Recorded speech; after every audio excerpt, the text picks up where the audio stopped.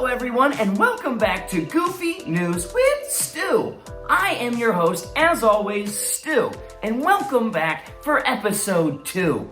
Now, let's get into some news. Our first story today, Kit, a mischievous otter that lives in Monterey Bay Aquarium in California, has found a fun way to play with his food. Isn't that the dream for us all?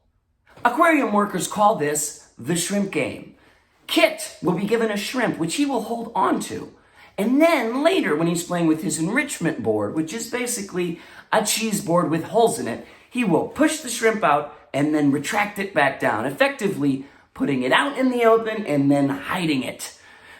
Now, aquarium workers think this is all fun and games. Kit seems to be having a good time. But recently, I heard in an interview, Kit said, and that sounds pretty suspect to me.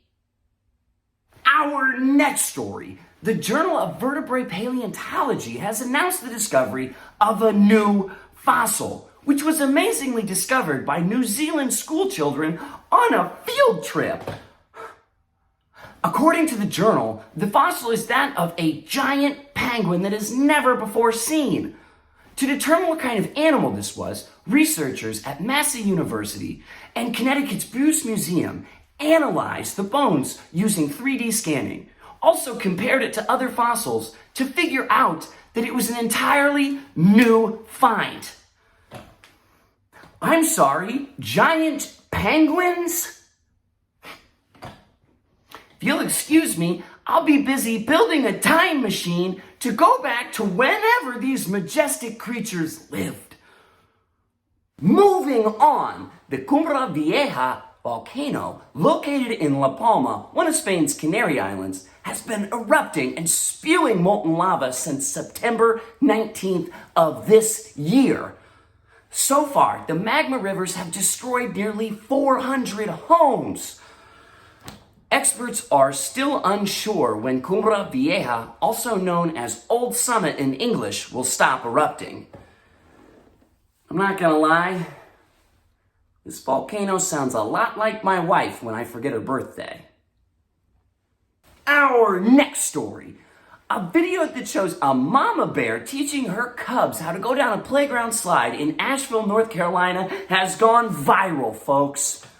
The video shows the mama bear going down the slide first, showing the cubs how to use it, and then she comes to the end of the slide, waits for them to come down, and gives them what appears to be a bear hug. Oh, and I forgot to mention, this all took place after hours at an elementary school. As if there wasn't enough to worry about your kids. Bears. Moving right along, our next story. A few brilliant students from the Asia Pacific University of Technology have discovered a cheaper, more sustainable way to turn seawater into drinking water. This has been a challenge for a long time, and the current process is not only expensive, but also extremely harmful to the environment. This new device, called a water pod, draws water up from the sea with little salt intake. What salt is left gets filtered out through processes of evaporation and condensation. Now, this water pod has a storage container that can hold between 8 and 10.5 gallons of drinking water. Now, we've made a ton of progress turning non-potable into potable water.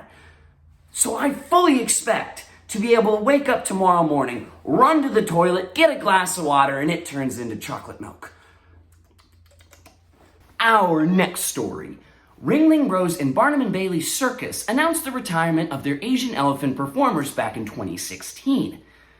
However, these poor creatures, they were raised in captivity. So therefore, they had no experience in the wild and lacked the skills to survive there.